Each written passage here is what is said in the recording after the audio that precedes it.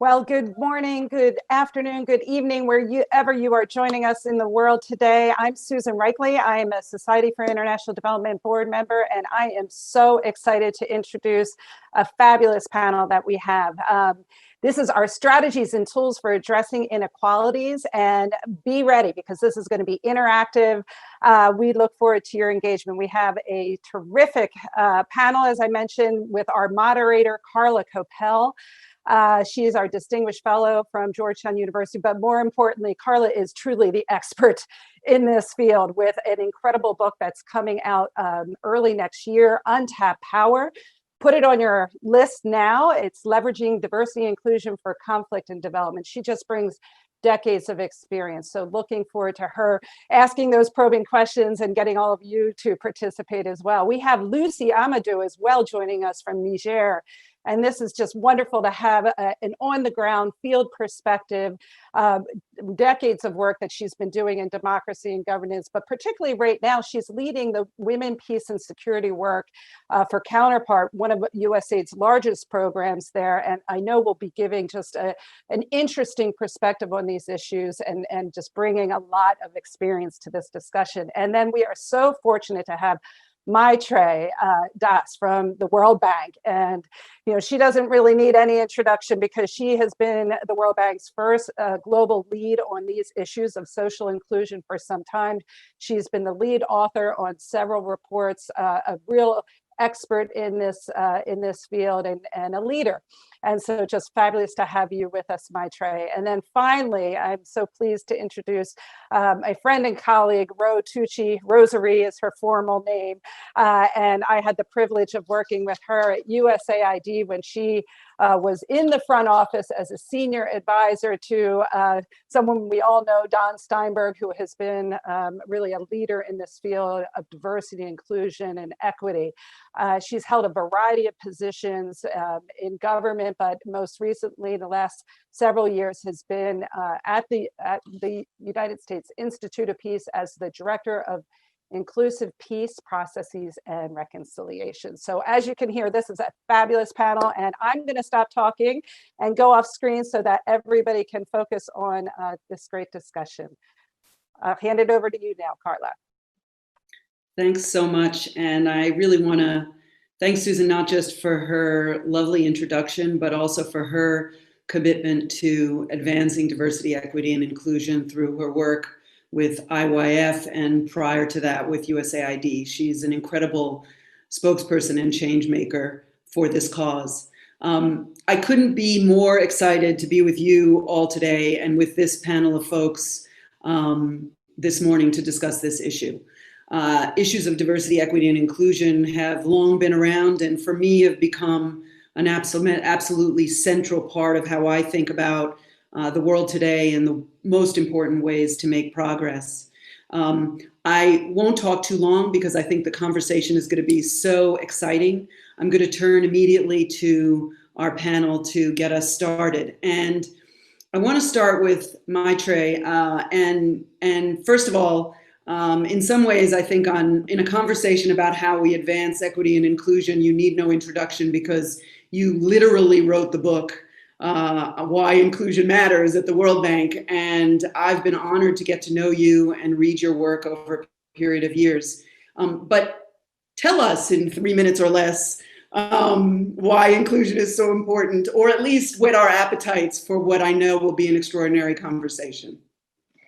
Thank you, Carla. And I mean, I think that the audience is a very sophisticated one, and it's not an audience that we need to convince that that inclusion matters.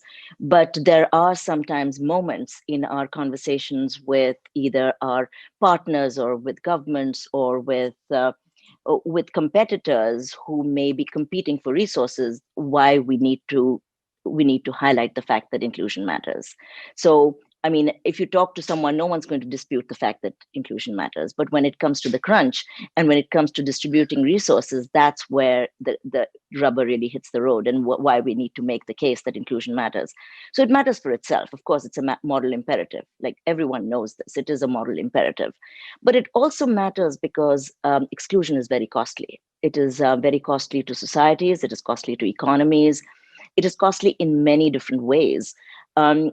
It's, there are social costs for sure, where certain people tend to be left out and left behind. And that divergence, the divergence between the people that got left behind and the people that moved ahead over time just grows. And people who started from a low base as compared to other people are people that will need help to catch up, or to get the help to reach a level playing field. And that's where we mean equity. And so it has social costs where grievances can accumulate. And when grievances accumulate, there is anger, and then something else triggers that anger, and it has costs to the entire society. And we see that all over the world. I do not make any linear connection between exclusion and conflict, not at all. It is a much more complex way in which societies suffer the costs of exclusion. So it matters certainly for not just in terms of grievances, but in terms of recent work from, for instance, the IMF shows that inequality actually affects growth. And there are many ways through which there are labor market channels, there are consumption channels, there are channels in terms of ability, productivity. There are ways in which there are actually economic channels through which inequality could potentially affect growth. Again, making absolutely no linear connections. And so there are many reasons for that. The most important reason to my mind is I don't even think of it as being a moral imperative. I think about it as being just a commitment to equality. I mean, we are in the year 2020, and we should not have to say that girls and boys need the same education or the same opportunities. We should not be in a position that we argue for equal opportunity. But the fact that we're here means that we need to argue for equal opportunity. So that would be my sort of very simplistic way of framing this issue of why inclusion matters. Maitreyi, thank you so much. I think as a group of development professionals, what you said really resonates. I mean, the issues, it's not simply about lifting all boats. It's about giving all boats equal opportunity, equal access, equal power. And that's such an important message to be talking about today. Next, I'm going to turn to Ro Tucci, dear friend, former colleague, and not just the head of the Inclusive Societies program at USIP, but the inaugural creator of that program. And Ro, speak, and you can pick up on the themes that Maitreyi raised, speak about really through the lens of peace building, why you think that this matters. Yeah, absolutely. So first, I want to say that a lot of the work done by the World Bank and the UN, the seminal policy documents such as the Pathways to Peace and other international frameworks such as SDG 16 and Sustaining Peace, along with critical resolutions like Youth Peace and Security that followed in the footsteps of Women, Peace and Security. I mean, these have been seminal documents that have made the work that we do at USIP possible because it highlights the critical need to address social, economical, and political inclusion to truly achieve sustainable peace, right? And so in the more narrow space that I've been working in lately, the field of peace processes, we know that deals struck between governments and armed groups just too often fail when they don't have that broad-based buy-in from diverse constituents and the broader public. But it's those diverse voices that get at the root causes of the conflict, right? And that prevent that reoccurrence of violence that we're trying to get at. And so this buy-in, furthermore, when you look at the implementation phase, if you don't have this buy-in, the implementation flails because you don't have the support you need to execute on the terms of the agreement, and you don't have the pressure required to keep the parties accountable. Right. So what I'm trying to say is this inclusion becomes an effectiveness argument in the field of peace processes. Right. It's beyond the rights argument that, that individuals have a series of rights in participating in their society becomes a legitimacy and sustainability issue in the field that I work in. So this idea of creating this ecosystem, right, where there's multiple players brought into a process that can contribute to the solution and a shared responsibility, I think this people-centered approach is really getting at the effectiveness that we're trying to achieve in peace processes, but really any political transition. I want to just mention a couple of the things that we'll be discussing throughout this panel. So I'll just highlight some of the challenges that we're looking at, because we've got these great frameworks and we've got this solid research, right? I could put it in some of the statistics that we often cite in the chat, but we're still grappling, right? And I think these are some of the questions and themes that I've been looking at. Right, we're still grappling with what meaningful inclusion looks like, but we're spending more time now on who may resist broadening participation, why and how do we manage and navigate that resistance? You know, what are the new pockets of exclusion that we are creating, and how do we mitigate the consequences of that new exclusion? And how do we advance social inclusion towards social cohesion? Right. So how are we helping to create safe spaces to voice differences and build bridges across divides to address, these broader tensions long into the future? And so in this next phase of inclusion, I'm just going to leave you with these themes, and we could pick up on any of these themes in the discussion. Moving from participation in consultations to decision making. We spend a lot of time on that one, but we're not there yet. Number 2, navigating resistance to inclusion, understanding it and strategizing it to overcome it. Number 3, intersecting identities and developing collective action. Number 4, getting concrete on the how of inclusion and the multiple points of entry. I think I'm up to 5, applying smart strategic inclusion at multiple levels, right, beyond the local level or the national level, and then creating linkages across those different levels. So let me leave it there, and we'll pick up on those themes in the discussion. Thanks so much, Ro. I think that between you and Maitreyi, we get a really good picture of why this is important. And there's all kinds of normative reasons, as well as pragmatic and practical reasons to advance this conversation. Now it's really my pleasure to turn to Lucie Amadou, because she's really about how we implement and realize this on the ground, and relates, I think, well to some of the challenges that Ro has raised at the end of her remarks regarding how we advance this agenda concretely. So Lucie, tell us a bit about how you're working to move this agenda forward and what lessons you take from your experience in Africa.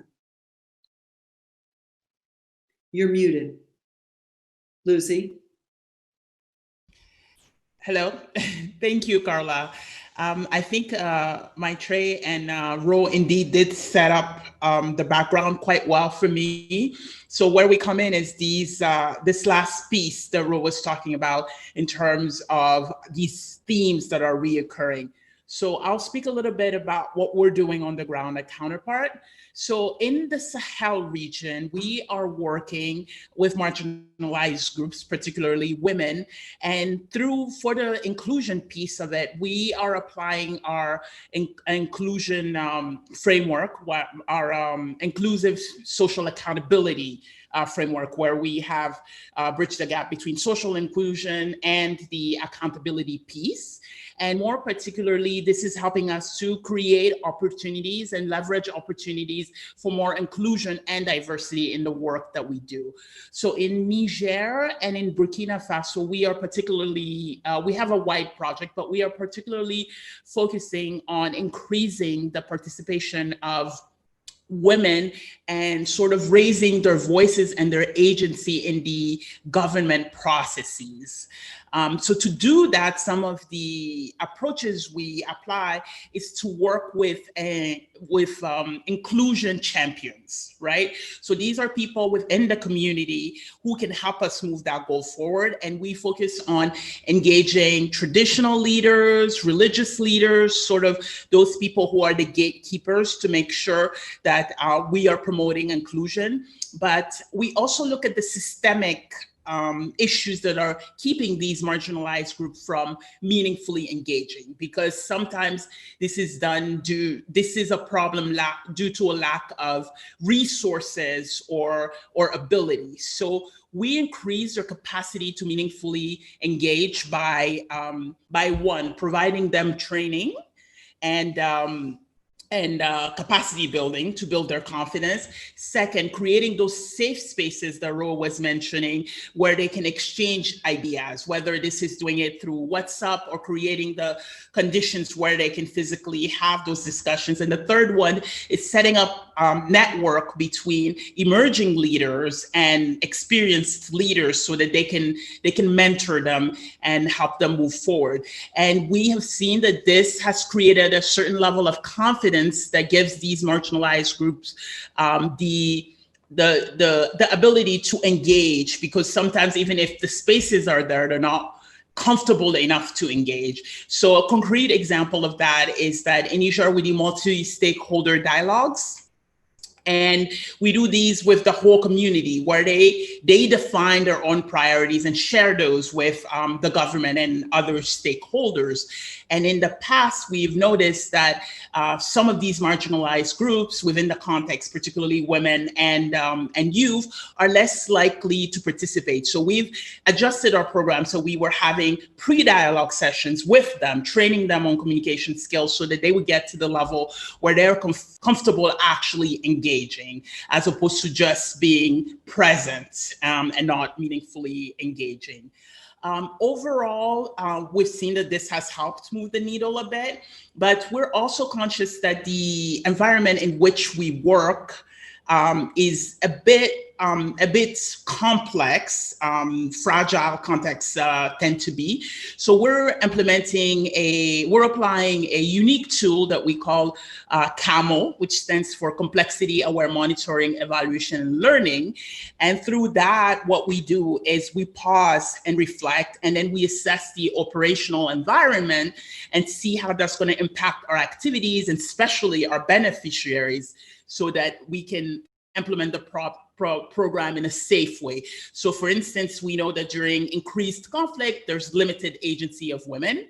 And so because of that, we tend to stop to see if we can reassess our activities to make sure they're happening at a space and time that is both accessible to these women and also safe for them to participate in. So all of these combined, I think have created an opportunity for citizen advocacy, which is done in an inclusive manner and enables civil society to work in partnership with the government to really sort of move things towards more gender equality. And I think that as we speak a bit more, as we engage a bit more, we can discuss more information. And I think we'll drop a link to our ISA, or our social accountability, including social accountability tool in the chat, if people are interested about that. Great. Thank you so much, Lucie. And I have to say, there are a lot of downsides to a pandemic and going virtual, but one of the upsides is being able to bring in people like you to really reflect on the work that you're doing in the field. So thank you for those great comments. I'm going to turn back so that we can move to a bit of a discussion with our panelists, but let me just flag two things for everybody who is watching and participating. First of all, please do put your questions in the chat. We're going to turn to have questions in a few minutes from all of you. And the second thing is, if you scroll down on the page where you're viewing on the SID Washington platform, you'll see that we have a poll with 2 questions. And we would love for you to register your answers to the poll, because we'd love to see what the views are of the many people who are engaging on the platform. So please do both of those things. With that in mind, what I'd love to do, because Maitreyi and Ro, you both are as much about sort of implementing and thinking about interventions to move this forward as you are about making the case, I'd like you to build off of what Lucie has just said and talk a little bit about what you think, in addition to the kinds of multi-stakeholder dialogue, training, mentoring, we ought to be engaging in to really meaningfully advance this agenda. Because I think the key to this conversation is letting people walk away knowing how to move this forward in real time. So maybe I'll have Maitreyi, you could speak to this, and then Ro. Thank you. And this is actually the crux of it. I mean, how do we move the agenda forward? And one thing we know for sure is that policy matters, and that while there are myriad actors in this space, the non-state actors, communities, the primordial role of the state has the primordial responsibility for ensuring inclusion. That's the responsibility of the state, whether it is through creating an enabling environment for non-state actors to actually function, or by direct intervention and policies that the state has in place. And here, I think we lost Lucie, maybe. So I think that's something that is front and center, that policy matters. Now, what kind of policy matters? And what kind of programs matter? Okay, policy is one thing. What kind of programs matter? And one thing that we say in our book, Inclusion Matters, the Foundations for Shared Prosperity, we say that there's no such thing as an social inclusion project or a social inclusion program. Although there are ministries of social inclusion in many parts of Latin America, for instance, but there isn't such a thing as a social inclusion project. You can have a health project or an education project or a social protection project or various kinds of community development projects. What is key is not the what it is, but how you do it.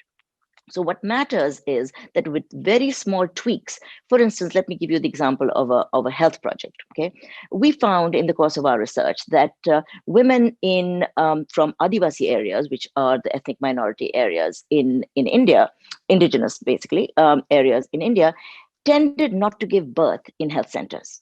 Now, even if health centers were present, even if doctors were there, they would not give birth in health centers. And the question was why? If you talk to the doctors, they would say, oh, they're just ignorant. We're giving them everything. They just don't know this. Somebody else would say, oh, it's just their culture.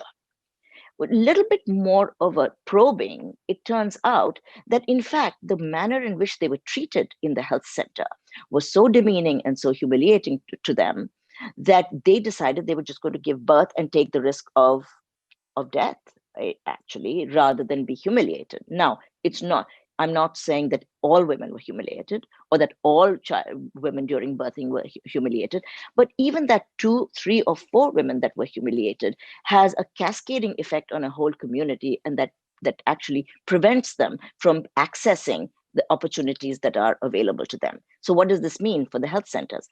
What it means for the health centers is that you do a certain amount you hold the health providers accountable, not just for taking the temperature and taking the blood pressure and making sure of all of those things, but for the manner in which, they treat their clients, essentially. So those are the kinds of tweaks that you do.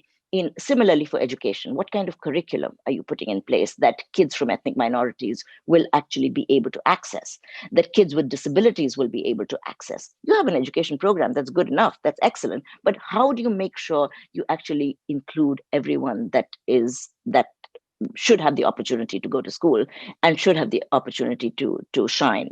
With those 2 examples, I'd just like to reiterate that policy matters, programs matters. There are things we can do. There are specific things you can do. Sometimes it's about small tweaks, sometimes about changing the entire course of a particular program and how it's implemented. So stop there. Sorry, that was a mouthful. Please go ahead, Ro. Yeah, it's great. The theme that I wanted to pick up on was noted in one of the polls. And so I'm going to talk a little bit broader now, telescope out a bit. But one of the challenges noted in the polls was this unwillingness to share power, wealth, and opportunity, right? And that's kind of like the monumental challenge that we face, right? How do we change these power dynamics? And I mentioned that because I think one of the most interesting research that we're doing, and the link is in there, understanding resistance to inclusion, understanding the dynamics of resistance to inclusion, is because I think that if we can unpack what that resistance looks like, then we can begin to navigate and strategize around it. Right. And so what Ezra, the author of this report, does is she tries to categorize the types of resistance that she identified. I think something like 80 instances of resistance.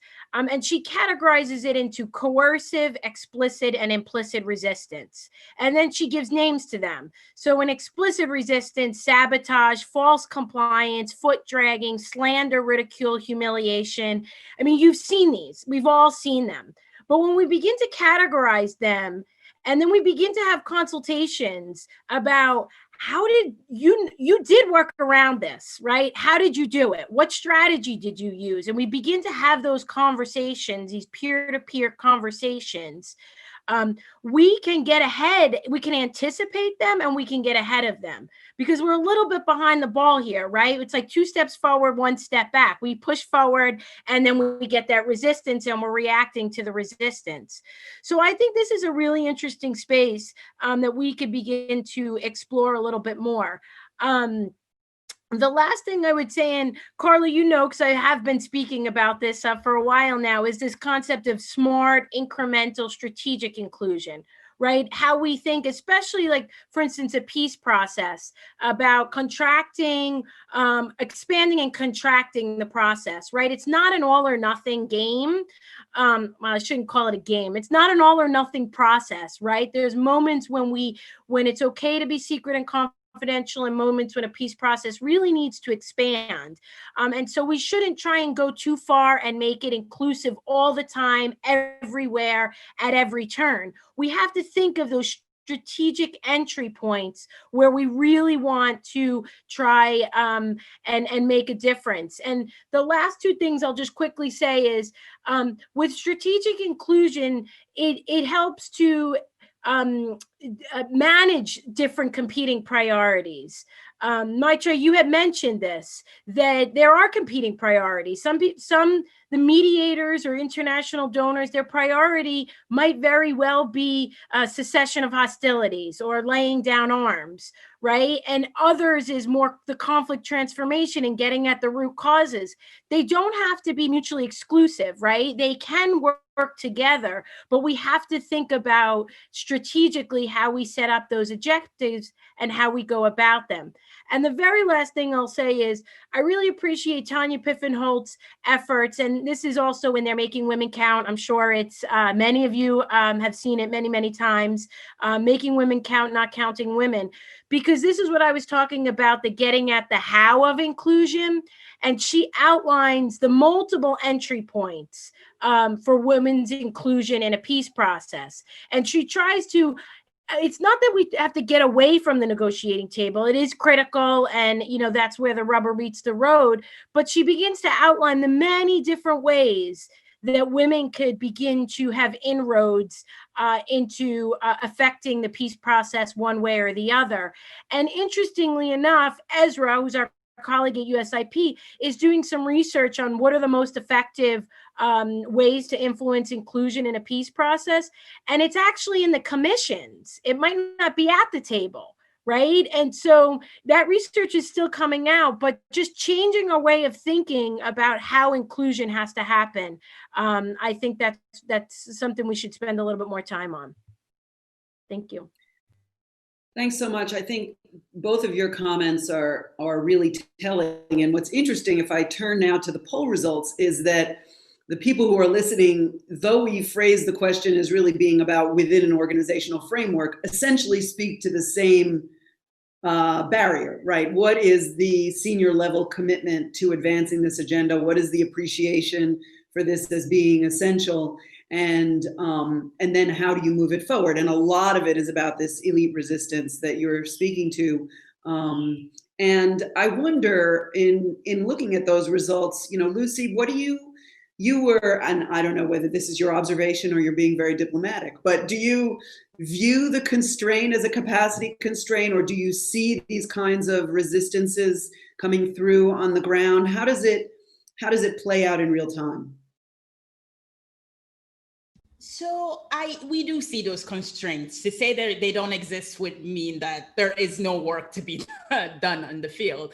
And I think it's on different levels, as Ro has mentioned. And the interesting thing is me Counterpart coming from a perspective where we're implementing a project that's a bit different than the usual peace, Women, Peace and Security project, in the sense that it is integrated into a much larger project that addresses service delivery. It's very interesting because it kind of speaks to that piece that Ro was mentioning about the different avenues of coming in. So the Women, Peace and Security component of our project was tagged on to an already ongoing 3-year project on service delivery. So by that time, it was a bit gradual. We already have gotten sort of the thinking to be more acceptable of the inclusion of women in just service delivery and managing the priorities of citizens. So tagging on security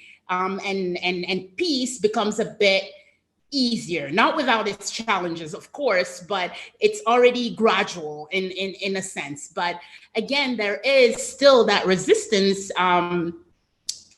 within the system because peace and security is still largely regarded as a male endeavor. Have had people on the ground tell me, well, men go to war, women don't. So why should we be focusing on women and their participation? So I do agree that those barriers exist, and that approach of doing it gradually is the only way to mitigate these barriers. At least that has been our experience here, and sort of taking into account and understanding those barriers, whether they're cultural or and religious. And they sometimes, as implementers, they sometimes go against the way we would approach things. So for instance, a concrete example of that would be through our project in the beginning, as we're implementing it and we're wanting to work with women, having to go and ask the permission of their husband for them to participate in activities, which, coming from a different sort of perspective, sounds a bit, oh, well, we shouldn't have to do that. But anything short of that would be sort of welcomed a bit with a resistance within the community. So as we, work with them, and I think the piece that I wanted to point to that has been helpful for us is the male engagement piece as well. So, when we're talking specifically about women's engagement. So if we're talking about marginalized groups, whichever marginalized group we're talking about, we should definitely take into account the other side, the other group that is interacting and has a bit more power in the power dynamic. That's super interesting. Maitreyi, Inclusion Matters and Pathways both came out some years ago. How have you seen transformation and progress within the context of the World Bank and other multilateral organizations? Thank you. I think that, we'd been talking about inclusion for a very long time. Okay, and when I say we, it was a smaller group of us within the World Bank that were sort of framing it in the context of exclusion and inclusion. But what happened was, and I could take the credit, but it's not mine to take. It's what happened was there was a moment, and the moment was the post-MDG conversations. Okay, the post-MDG conversations were taking place around 2012, 2013. Okay, and that was the moment when Inclusion Matters came out. And the Leave No One agenda of the high-level panel was articulating the clarion call of the SDGs as being Leave No One Behind. But there was that moment where the articulation, so the advocacy of Leave No One Behind was a very strong advocacy, but the underlying conceptual and empirical basis for it was something people were looking for. And Inclusion Matters came exactly at that time. So and it was also the time when the World Bank's first strategy came out in 2015. That was the first time the World Bank had a strategy where it articulated twin goals of ending extreme poverty and boosting shared prosperity. And again, that was the moment where Inclusion Matters came out and then found its way into the World Bank strategy. So I think sometimes ideas that are growing for a very long time find their moment because of something that happens around them. And ever since then, there's been no looking back. And ever since then, we find that the Inclusion Matters is used in all kinds of places. In the most unlikely places. I've been in presentations where people are putting up stuff from Inclusion Matters, which is fantastic. It's in textbooks. It's in in courses. So there are ways in which this has really moved ahead. And certainly in the World Bank now, I mean, we set up something called the Global Solutions Group on Social Inclusion, again, in about 2014 or so. It used to be a community of practice. It's a Global Solutions Group. But then it was very much located within social development. And now it's expanded to, I think the big issue that we had and the big challenge across the board was it was easier to talk about social inclusion in health, education, social protection, okay? It was harder to talk about it in the hardcore infrastructure sectors. Mm-hmm. And that was a fantastic challenge. And so we started, for instance, in really articulating it within the water sector, within thinking about it, not just in WASH, but in water resources. So how do you think about it in the context of the resources around, around irrigation, around water bodies? How do you think about it? Because ultimately it's ownership of assets, and it's the differential ownership of assets, who holds those assets, and land and water are key assets. So we enter into it through that route and then head towards the services side. And like we say in Inclusion Matters, it's about markets, it's about services, and it's about spaces. So it's been a journey. It's been a fantastic journey. I was in water, now I'm in urban development and disaster risk management. And we have a whole inclusive cities agenda. How do you articulate an inclusive city? And how do you move it beyond the question of right to the city, which is a really important aspect? How do you translate that right to the city in terms of policies, in terms of programs, in terms of how do you articulate, who is articulating the city, whose city is it? So I think that those are all areas in the infrastructure domain where transport has been a huge change in the way transport thinks about inclusion. But then I should also say that, there's a huge importance of social movements. Advocacy movements have played a very big part. We completed a report in Africa. It's called Inclusion Matters in Africa. You can just Google that and you'll get that. And what we found was that the report came out at the same time as the disability rights movement was super active.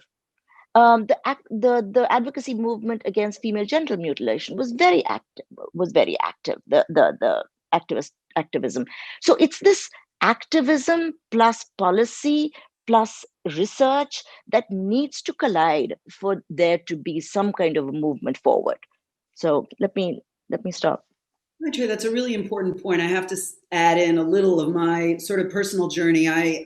Today I'm at Georgetown because I actually feel that some of the issues that come out in the poll about the lack of support or the lack of knowledge and the need to arm people with skills makes it critical that we sort of move upstream, that we start to create a cadre of global professionals who are committed to this agenda, who know about this agenda, and who can move it forward. And I will admit to some frustration over my career in looking at efforts to, for example, build the case, which are tremendously important, but then having a really compelling case out there and having people either not know about it, not believe in it, or not be willing to invest in it. And so my work right now is very focused on how we begin to transform the field so that we have a group of people that come in as young professionals and carry this knowledge and information forward with them and are able to put it in place. I also feel that as the evidence case has gotten stronger, courtesy of all of you, we begin to see the elite resistance and even not so elite resistance come into play. And it becomes really important to sort of out the challenges that are faced despite overwhelming evidence.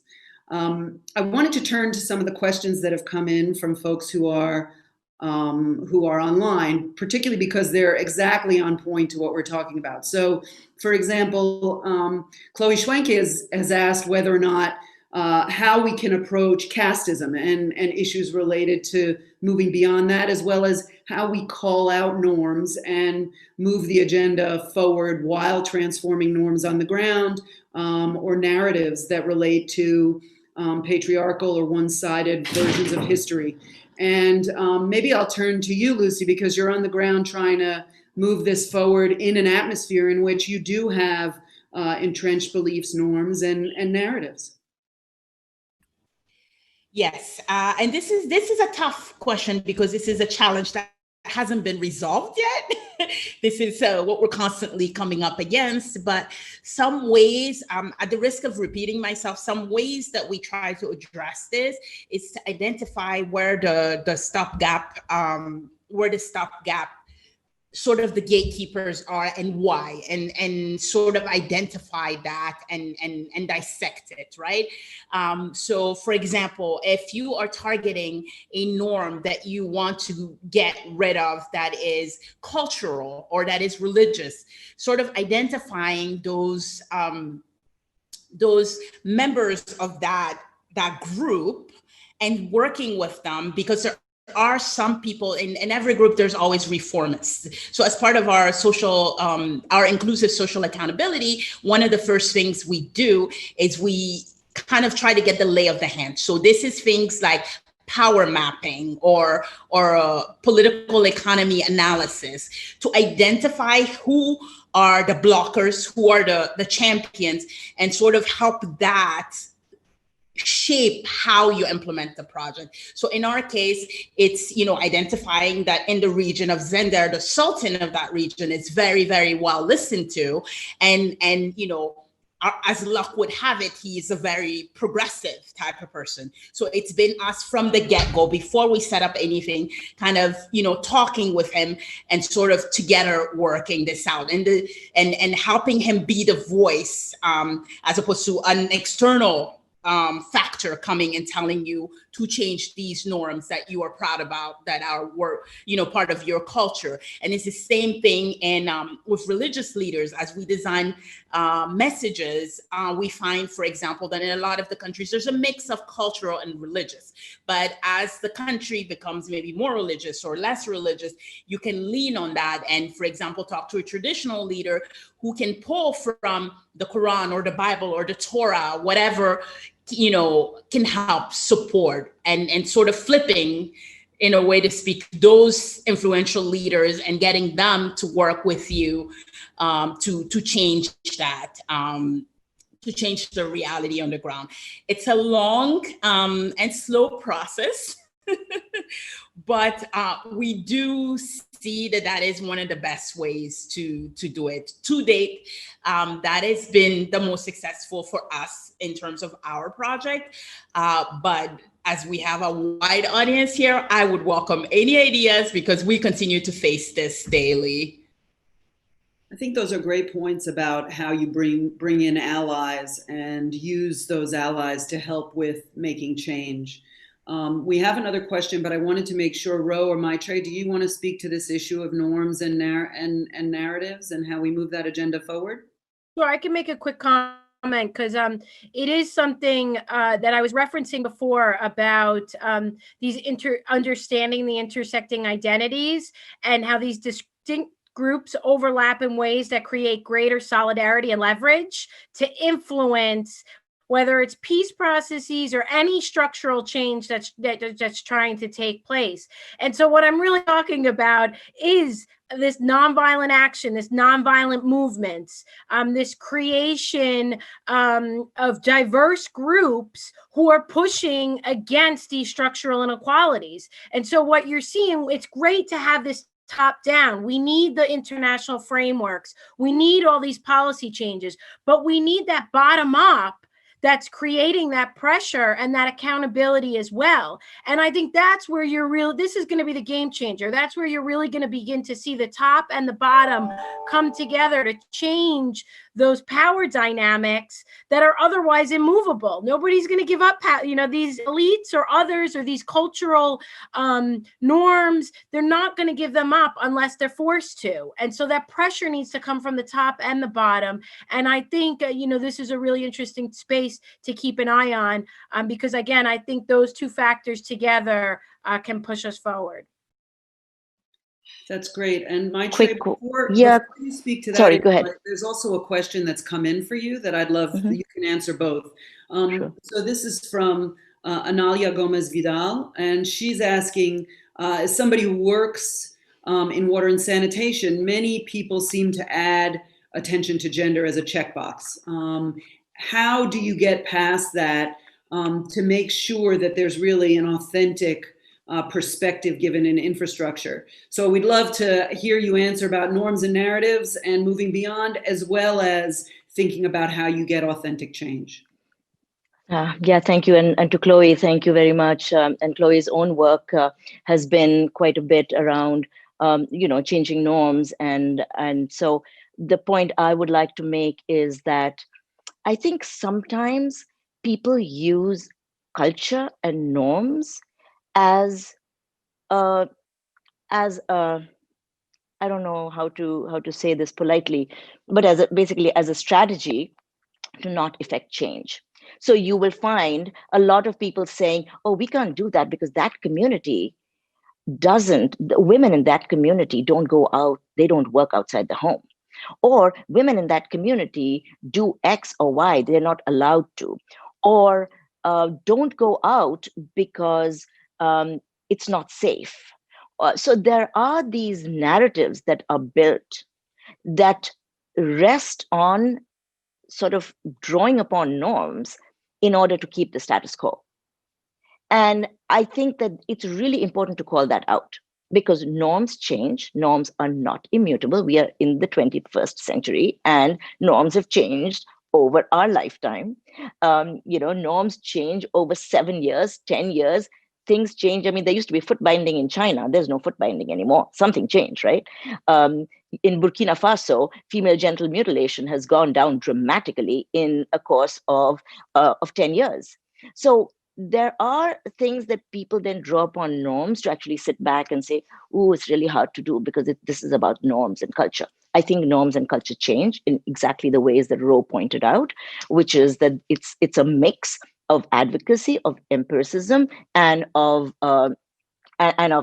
policy change, and of having the right incentives so that people respond to those incentives. So I think that it's a lot about calling out some of these sort of truths about how exclusion plays out. So that's one. On Analia's question, I don't know if I got the name right, but on water, I mean, you asked a question very dear to my heart. Okay, I actually went for 2 years, and within the World Bank, it was sort of jokingly people would say she went on her sabbatical to the Water Global Practice in order to work on inclusion, and it was a fantastic sabbatical. And one of the things that one of the problems that one of the challenges that I was given was, how do we do gender better in water? Because it's not about checking the box. It's not about counting how many beneficiaries, a word that I dislike, how many female beneficiaries, or counting some random count of gender that doesn't actually mean anything. And here I will make another pitch. Do take a look at our report. It's called The Rising Tide. It's on gender and water. And it's short. And what it does is it first diagnoses where the challenges of gender inequality are. And all too often, people tend to think that the challenges are only about water and sanitation. But the reason why certain people have access to water and sanitation and others don't is because they basically have a lot of other difficulties as well. So they lack assets, they are excluded, they are minorities, they have many different. So think about if you were a woman with a disability who came from an ethnic minority and lived in a remote area. Think about that level of intersection of identities that comes into play that makes you even less likely to be able to access water than a rich woman living in a city. So I think that this thinking about women as a heterogeneous group is really important, to be able to sift out the fact that there are points in a woman's life cycle or a man's life cycle where you're more or less disadvantaged. And that to be able to tease out this complexity of the manner in which inclusion or exclusion plays out is really important. As far as water is concerned, I mean, I will point you to that. We actually have a table of initiatives that have been undertaken, and I'm going to give you one final one. And this was a challenge we had at the World Bank as well. How do we do water? How do we do water better as far as gender is concerned? And one of the things we found was that if you take a look at water utilities, okay, water utilities tend to be very, very male-dominated water utilities, and there's a reason for that, because they were usually full of engineers, and engineers in many countries tend to be men. So you found that water utilities tended to be very male-dominated, and so they were really unable to realize the issues, some of the issues that came up. But also from a pure diversity perspective, if you're thinking about a modern utility, you're not just thinking about a utility that is efficient, that is technologically savvy and all of those things. It's also a utility that has men and women working in it. And so we started this conversation among 7 African countries that were all at the same place in terms of designing their projects in water and sanitation. These were utilities, and they all exchanged ideas on what they could do in terms of the not just training, but in terms of the opportunities, in terms of induction of more women, in terms of what were the enabling factors that would get more women into the utility. And I'm really glad to tell you that we have a whole program on women's leadership in water utilities. It's called Equal Aqua. And it arose from that conversation about the utility, and it actually was triggered. I'd gone to a utility that I will not name, where we were in all-day meetings, and I think there were 2 women. I was one of them, and there was another one. I wanted to go to the bathroom, and there wasn't a bathroom in a 6. There was one bathroom there, and it was really difficult. So I was taken to another room, another building next door to go to the bathroom, and sort of reminds you of a certain movie. But in fact, I came out and I said to these people, I said, okay, we're talking about utility reform. Let me just tell you, the next time I come, I really, really want to be able to go to the bathroom. And this is a culture where women don't talk about going to the bathroom openly. And so people were very uncomfortable about the fact that there wasn't a bathroom. Anyway, so these are just small ways in which these things happen, and it's not as though there was resistance to that. There was no resistance, but they said women in our communities don't work. There are no engineers, etc., etc. So I could go on about this, but I'm going to stop. Thanks, Maitreyi. And I think I would add 2 things. I think when we're talking, we got in another question about sort of how do you respect values and beliefs and still navigate for progress? And I would add one thing to the comments that have already been made. One is that you have to pay attention to who your narrators are too, because if you're talking to different people in a country, you'll see that there's no one version of what is norm and what is appropriate, and there is often change. I want to conclude. We have about 2 minutes left, and I want to give people 30 seconds to answer a question, each of you, about the lack of data and why that is a hindrance, how we overcome that, particularly for marginalized populations. And if you were going to invest your dollar, what would it be invested in to advance this cause? So I'm going to start with you, Ro. Again, we only have about 1 minute, so quickly. Well, I think I kind of alluded to what I would invest it in. I mean, this sense of building solidarity around diverse constituencies, right? How are women and disabilities and LGBT communities, how are they, and those who have intersecting identities who are part of multiple communities, how are they galvanizing together to create that pressure? So that's the space I would invest the most amount of research in. I mean, I just keep trying to make the effective argument, and that's how I continue to get small resources for the research in the space that I'm in. And in terms of the quantitative and the qualitative, I mean, in the space that I'm in, the mixed, research is really the best. And so if you could bring those two elements together, I think this emphasis on the quantitative is going away a little bit, and the mixed is really helping you to understand the what and the how. Right? We don't just want to know the what. We need the details on, what is actually happening and how we can actually influence it. So that's the type of research that I promote. Great. Maitreyi, where would you invest your nickel? I think that over the last 10 years, data has improved dramatically. I think what's not enough is the analysis.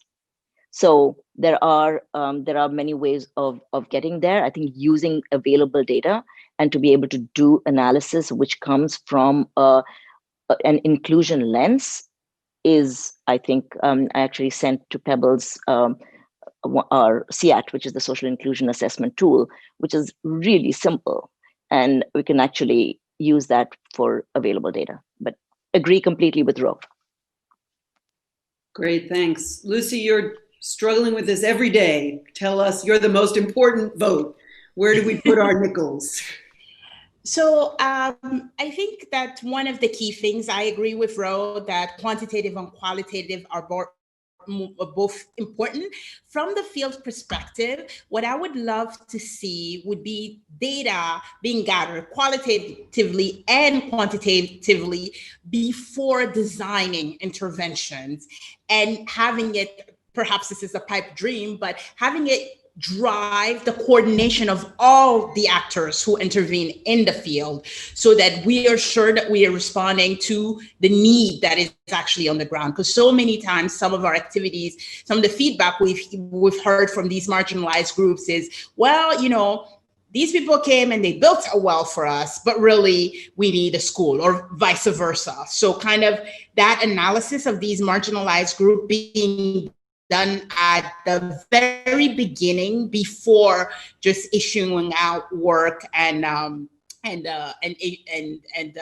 just sort of creating this lack of coordination. So if all the donors from an implementing side could also build in this research piece in the design of our project. That was one of the advantages of our current project. There was there was research done to identify the key sectors in Niger before we issued our project. And that has been quite helpful. So I think that would be where I put my nickel and dime. And really quickly, that ties a little bit into the comment about how do you balance out the norms. And I think that is by making things human-centered design. So talk to those beneficiaries, and if they don't want it, they will be vocal. Maybe not in a large group, but in a smaller comfort group, they will tell you, no, we don't want this to change. Great, thank you. Well, we're out of time, sadly, because I feel like we could go on for a long time with both more Q&A and among the four of us. But I want to thank everybody for coming to this discussion. I want to thank Ro, Maitreyi, and Lucie for their fantastic work and for their excellent comments. Susan for her lovely introduction, and SID-W for having organized this important conversation at their annual conference this year. Thanks to everybody. We look forward to continuing to advance this critical agenda.